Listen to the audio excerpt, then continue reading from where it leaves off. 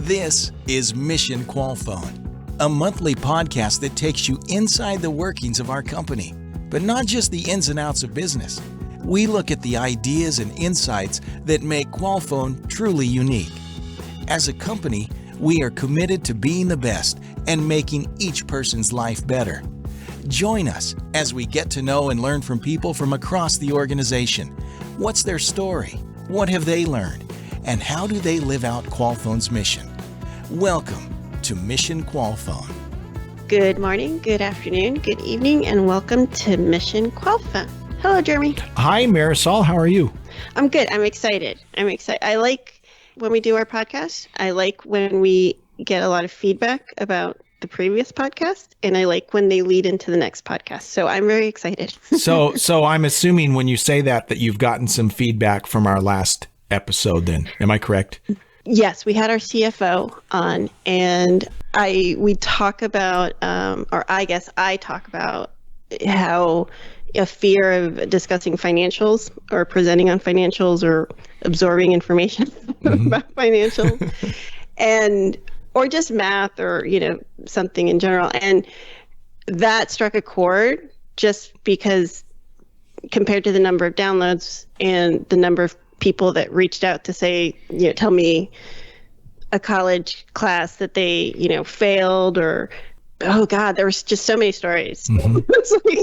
And I was like, oh, so that hit a chord. That hit a chord. I'm not the only person out there that has that issue. And that leads into our guest because I was alluding to someone who may or may not have had a similar experience to me. And I didn't say her name because I didn't know ahead of time I was going to share that story. And I was telling you off mic that I just thought it was super sweet because our podcasts go through this huge approval process. Right. People listen to it. I mean, it's out there for perpetuity. We want to make sure that we're presenting Qualphone in the best light. And sometimes it's hard for you and I to really do a good assessment sometimes while we do the interviews. And almost everyone who listened to the podcast knew who I was referring to. And they were also like, have you checked with her? They were super protective. Everyone wanted to make sure that she was going to be happy with me alluding to her. And I just thought it was just so sweet. I just thought it was really sweet because it was almost everyone knew who I was talking about. Right. And everyone was like, and then it was just full of compliments. Like, should we say who it is now that? We can probably reveal who this person is that we alluded to last time. Do I get to reveal or do you get to do the big reveal? I think we should just bring her on. I think we should just bring her on to the podcast, introduce her and bring her on because she has such an amazing story, and I cannot wait for people to learn all about her. Well, great. Well, our guest today, the fairly newly minted site director of our Holland, Michigan site, Sarah Carpenter, is joining us today. Hi, Sarah. How are you? I'm great, guys. How are you guys? I'm excited. We were kind of teasing you before the podcast about your email at 4 a.m. with your very detailed notes for this podcast. So Jeremy, I have to tell the story of how I know her. Yes, please do. We have a Toastmasters club for Qualphone. Qualphone, of course, again, another opportunity to, self-improve. Toastmasters is a public speaking group, and we started a charter last year. And so that's how I met Sarah in Toastmasters. And it was before her recent promotion. And she immediately, like from day one, threw herself into speeches, threw herself into being, the lead for a whole meeting, would come in with a theme. Everything was broken down. Like the level of detail and the thoughtfulness that she was putting into this fun club experience, it's just like, in my head, I'm like, she's a rock star. Like I am really not great at resume reading. Like that is a skill that I've never been able to decipher from paper. how someone's going to manage or what kind of career they're going to have, or if I could work with them. But when I experience them in a setting, immediately I am really good at saying, hey, this person is a rock star. And I'm almost 100% always right. So I think Sarah is a rock star, and I can't wait for people to hear all about her. I'm sorry, Sarah. Am I making you blush? A little bit, but I'm thinking to myself, some people think my detail orientation is awesome, but some people find it incredibly annoying. So there's two sides to it. So, okay, this is my advice to the ones that find it incredibly annoying. Take it with the intention that this is how she's processing and giving you all that information. Absolutely. No, so tell us about your story, because I think it's really interesting. You just got promoted, I think, in the last, is it maybe 6 months? Yeah, in late December. So yeah. Okay. And I think it's really interesting. So could you tell us how you ended up at Qualphone, what led up? I think it's a really interesting story that you have. So could you share that with us? Sure. So 1999, I started as a call center agent in Lansing, Michigan, and I worked my way through that company: team leader, supervisor, ops manager, account rep, training, quality, knowledge management, etc. Got to the end of that rope, and I started with Dialogue Direct in October of 2016. And I was hired to support one of our key accounts in Holland. And after about a year, that was boring me. So I asked if I could take on a side job of standing up a knowledge management capability for the company. And Doug Wells, he laughed at me and said, okay, I guess. And he literally has been supporting my dream ever since. Last December, I accepted the opportunity to be the site director in Holland. And the cool thing about that, the really cool thing about that is 18 years ago, when my daughter Keelan was just a baby, I had the opportunity to be considered for the site director at the call center I was working at in Lansing. But I withdrew my application because I wanted to be fully present as a mom. And I knew you cannot be a site director and think that you're just going to work 8 hours a day. That's just not how it works.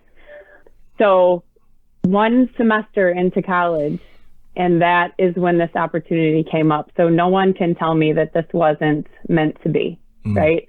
It was time for me to get to do the one thing I hadn't done, which is what you guys have been alluding to, and that's finances. They absolutely terrify me.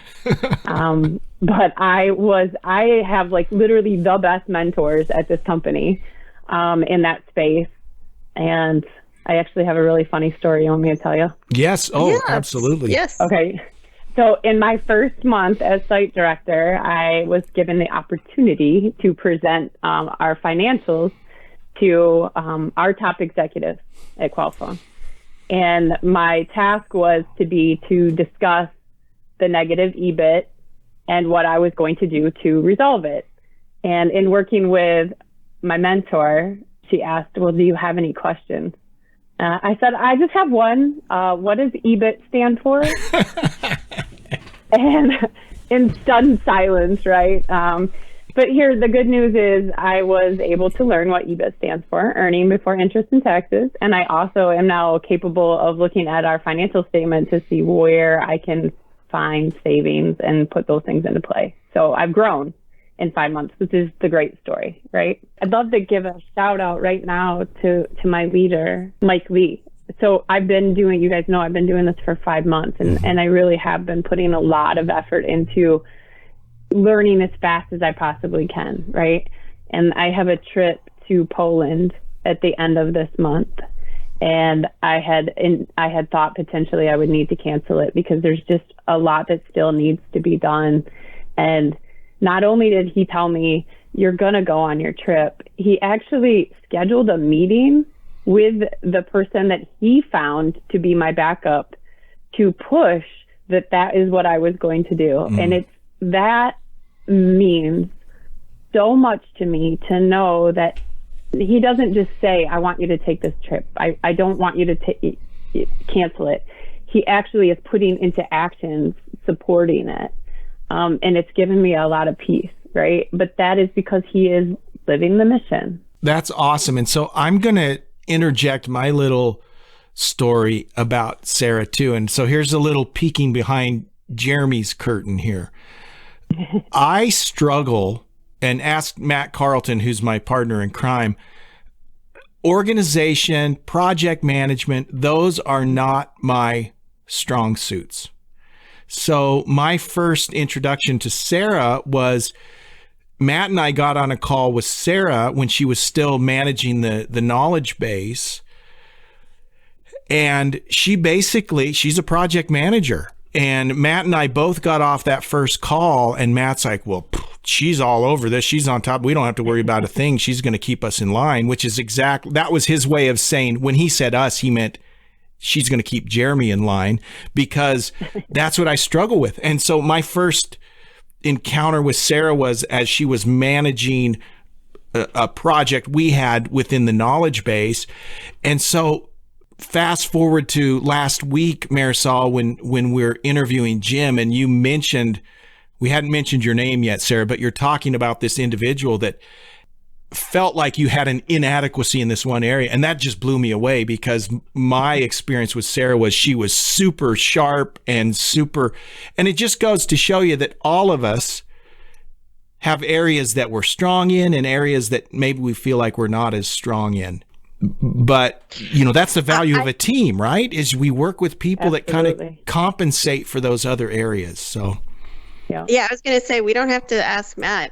I can validate.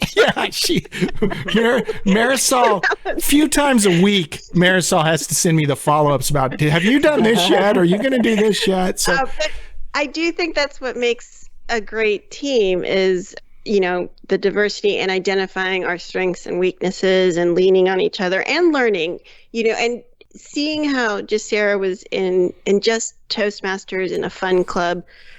When I heard about the promotion, I was thrilled because I knew it was going to be great for Qualphone. I knew it was going to be great for her.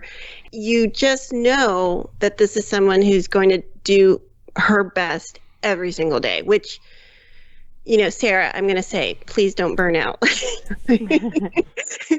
Take care of yourself, because you did mention about, not taking that site director position years ago, and I should add, there's plenty of moms out there who have been site directors, but I, like you, I know what I left the workforce to stay home at one point, and to come back is, it's a pivot. It's a pivot. I still to this day will use terminology that as soon as I say it, I know, oh, that's not what we call this anymore. Right. But I know that I can learn things fast. I will catch up. Like, I've learned that about myself. And seeing you go through that, it was just very, I think, heartwarming. I think it's very inspiring to anyone who chooses to, take a pivot in their career and focus into something else and then come back. Like, you can catch up. You can learn what these acronyms are and how to get the information you need to do the analysis that you need to do. So, I don't know, Jeremy, there's no question there. That was more like a, hey, pro-woman. Yeah, that's all right. Sarah, obviously the podcast is called Mission Qualphone, so we're going to ask you about the mission. So your thoughts about the mission. You were part of Dialogue Direct, and obviously the reason that Qualphone acquired Dialogue Direct was there was already such a great fit culturally. But I'm wondering, since you've come on board and been part of the Qualphone family now, what are your thoughts about the mission? That's such an awesome question, and it's a question I love to answer. So I'm a preacher's kid. I grew up serving others. I mean, that's what our family did. I definitely believe in servant leadership. The mission for me is comfortable, it's normal, and it's real, right? The part that I love the most is I get to be a leader at a company that has a mission like that. That's not just a frame. It's not just a words framed up on a wall. It's literally who we are.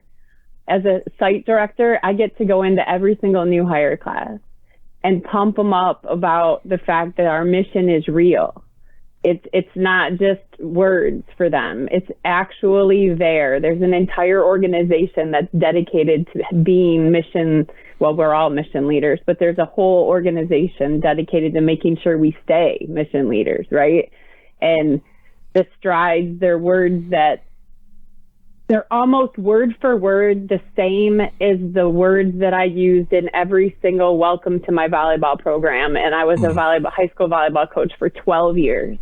And for 12 years, I hosted a parent-player meeting where they both the parents and the players had to sign a contract that we were going to operate as a family, right? We were going to be real. We were going to have good intrapersonal communication and good interpersonal communication. We were going to participate in volunteer activities in our community. We were going to encourage one another. So it's really amazing for me how in line my heart and the way I would want to lead is with how Qualphone is leading. And I'm proud of that. Yeah. And so I don't want to put you on the spot, but one of the things that Sarah did that was really awesome prior to us getting together today is we always kind of send out some questions, and we veer from those sometimes, right? But we generally will give guests, here's some of the things we're going to ask you. And you replied specifically about the mission, and she even put it in like a table, which is great. And you just alluded to the fact that you were a volleyball coach, but you call it your volleyball theory, your real life theory. And I can't show it, right? But it's super cool how Sarah has laid out, you've got these topics, you've got fundamentals, volleyball theory. We will focus 90% of our efforts on fundamentals. And then the real life theory is if you can't get the basics right, you're not going to go far in life, right? I just love the way you've made that. And I won't read the whole thing, but I love how you've taken that experience as a volleyball coach and translated it into real life. And so I'm going to ask you just about a couple of these. I love what you say about mental toughness. So tell us a bit about mental toughness for a volleyball player and then in real life. Oh, absolutely. First, let's point out the table, because everyone listening that's worked for me or with me will laugh at your comment about the fact that I responded to you guys, because I think in tables. Some people think in Word, some think in Excel. I definitely think in tables. Anyway, mental toughness. So as I talk to my volleyball players, right, I need them to see past a bad call, or whether or not they're getting the playing time they want, and whether or not they get to play the position they want. I've had several girls. I want to be the setter, but you're going to be the hitter because I need you to be, or you're real fast, so you're going to be my libero. You got to do what the team needs you to do, right? Mm-hmm. And in real life, you got to be able to see past bad situations to the real core of what's going on. And at work, there's a ton of opportunities for me to mentor with people that I'm working with and that are working for me with running Holland. We have to assume positive intent, right? We always have to assume positive intent, and we always have to look at the bigger picture and not just focus on what's happening right now in front of me, but why am I doing what I'm doing and what is the bigger purpose? So it all aligns. Whether you're coaching volleyball or running a site or just being a mom in a family, right? That mental toughness is necessary. That's awesome. Gotta tell you about the cup on my table. Okay, you should ask me about it. The cup. Yeah. Amy, that's a good one. So, Amy Zartman, who has worked with me for 20 years, she speaks Saranese. That's what she says it, right? Saranese. Saranese. But she got me this cup called, and I'm literally still drinking out of it 20 years later, Professional Cat Herder, because that is what I'm good at. I think you're good at a lot of things. I think you're very detail oriented. You're very thoughtful, like you think things through. Like, and I'm saying this just basing it on seeing you again at a Toastmasters meeting during a fun club. There's two things that I really appreciate about Sarah Jeremy, and one is all the things that I just said now. I don't let's put that in one bowl. I would almost say, Sarah, like you have this drive to be the best version of yourself. That's what I see when, you do your speeches or you run a meeting. Like, you really are attempting this every day. And I just think that's awesome. Mm-hmm. And then 2 is your openness with spirituality, which is something that, I'm trying to get comfortable with as I get older. And I just love how open you are in that. So those are the like 2 things that I wanted to talk to you about in reference to working at Qualiphone. Like, how do you feel like I feel that they are constantly encouraging us to be the best version of ourselves, and how big of a concept that is, almost in that spiritual sense? Oh, absolutely. We are given opportunities every single day to be the best version of ourselves. We're given the support that we need if we choose to pick it up, right? And I'm going to say something here that I think it's important to note, that the opportunities, there are things we have at our grasp at Qualiphone to make us better as human beings and better in our careers, but we have to choose to pick them up, right? We're not getting spoon-fed here. So it's important that people understand that just because we're saying we have this amazing company and there's all these opportunities, there might be people thinking, yeah, right. Well, there are, but you actually have to put your effort into it, which goes back to what you said about me, Marisol, and it's true. Like, I am not going to let an opportunity go to waste that's in my path.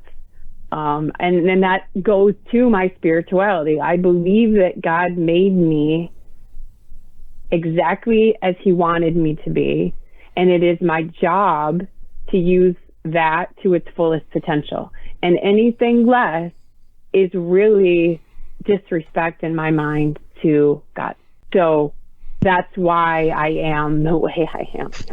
Yeah, no, that is awesome. And anyone that answers questions in a table format, they think, they put some thought into it, Marisol. Yes. Yeah. And I think I don't want to keep complimenting you. Hold on a second. I'll just say something mean. Let's say something rude. I make Doug Wells say blah blah blah because I don't want to hear any compliments.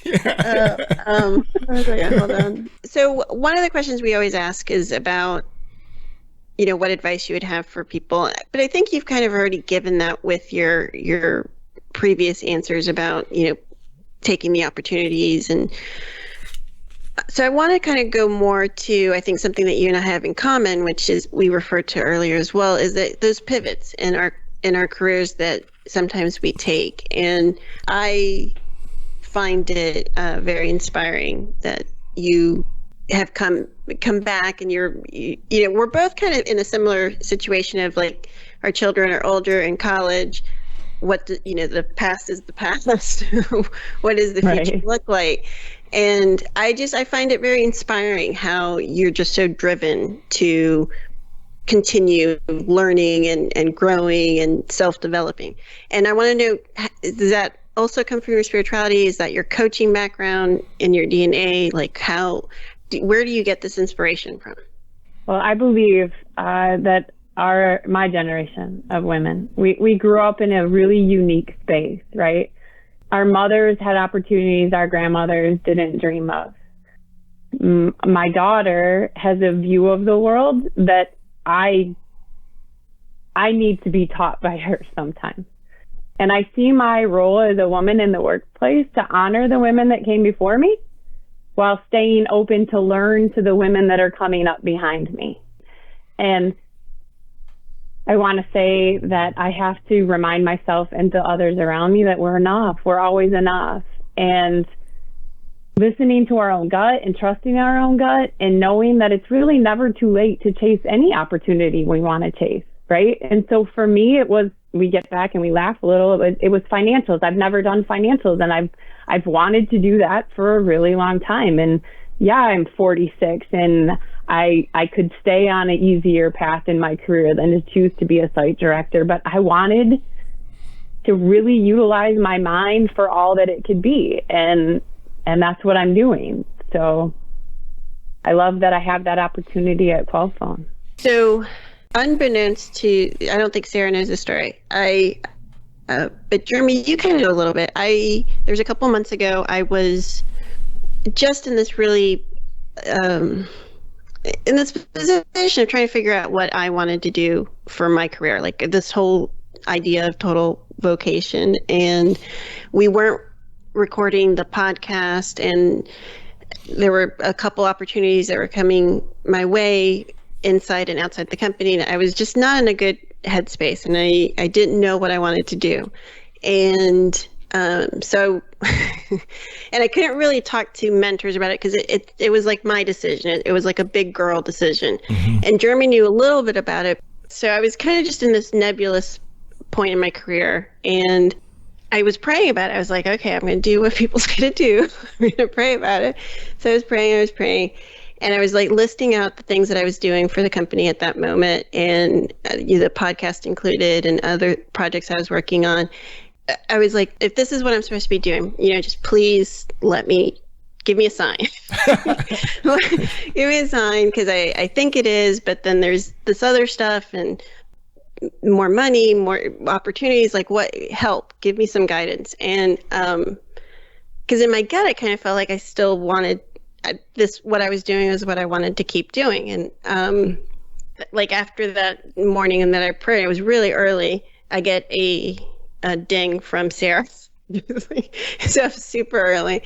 And it was this really beautiful message about, I think she was thanking me about Toastmasters, or I'm not even sure. It was about the story about how she had just had her presentation with all the C-levels and the thing that she was talking about.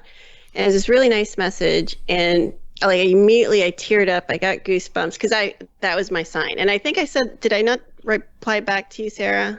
You did. Yeah. And that was. But I didn't know that. Yeah. Wow. Yeah. I was like, I was in this like moment of, am I doing what I'm supposed to be doing? Like, is this the way I'm supposed to serve? Is this what I'm supposed to be doing? And I had all these external, voices in my head, and that was the sign for me that like, here's the thing, the second after you messaged me, I think like right after that, it was like miracles were just like popping, like all these other things that I started working on, places I got to go to Cuatro Ciénegas. I got to meet with our chairman. It was like as soon as I surrendered to this idea of, yes, this is what I want to be doing, everything just was like choom, choom, choom. And so I don't know. Sarah was a part of a little miracle. That's awesome. That's great. I just followed the nudging that I got. That's all. So tell us about you. You've talked about the podcast, but I think you've listened to it because you've mentioned it to me. Absolutely. Every episode. I love it. Oh, thank you. But you shared something about a particular episode. Do you want to tell us that story? Absolutely. So episode 19, The Divine Timing with Abel Cruz. I was in my car. I'm never going to forget. I was listening, and I pulled into my driveway, and I didn't even go inside of my house. I just sat there in the car and cried, because it moved me so much to work for a company that is consecrated like that. It's amazing, right? It's unheard of, and it's real, and it makes me so proud to be a part of this company and to be a leader for this company.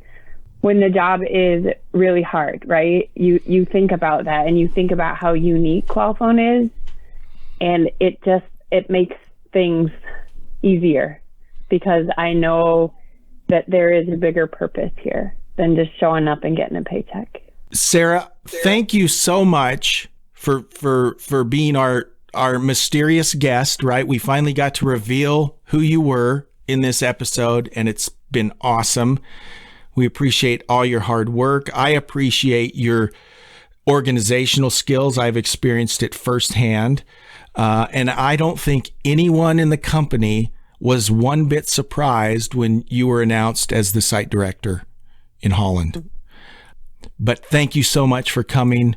And it was great talking to you today. Thank you. it's just an honor. It's an honor. So thank you. See, I feel like I fangirled a little too much, during this interview, but I was really excited to highlight Sarah. And I think I couldn't find the word during the interview, but now the word that comes to mind, the reason I really am a fan of hers is she's incredibly authentic. She shows up in, the best version of herself as much as possible. And I'm happy that she came on and shared, I thought that story about EBIT was awesome. Yeah, awesome. It was great. She's one of those people, how there are people that you can tell that in a crunch time, in a trial, in a crisis, there are people that you just want around you. Right. And Sarah strikes me as that type of person that would literally be in the trenches. And I would want her during the apocalypse. Totally. Absolutely. Totally. Or during the zombie apocalypse. Totally. I would want Sarah on my team. Yeah. Well, and I would love everyone who listens on my team as well, because thank you so much for listening to the Mission Qualphone podcast. Sarah said it was an honor it's an honor for us to do it. And I'm really grateful that I get to do this as part of my job. I agree. Thanks so much, Marisol, and we'll see you on the next episode. Bye. Thanks for listening to this episode of Mission Qualphone. Remember, you can find us wherever you listen to podcasts. Please subscribe, and we'll see you next time on Mission Qualphone.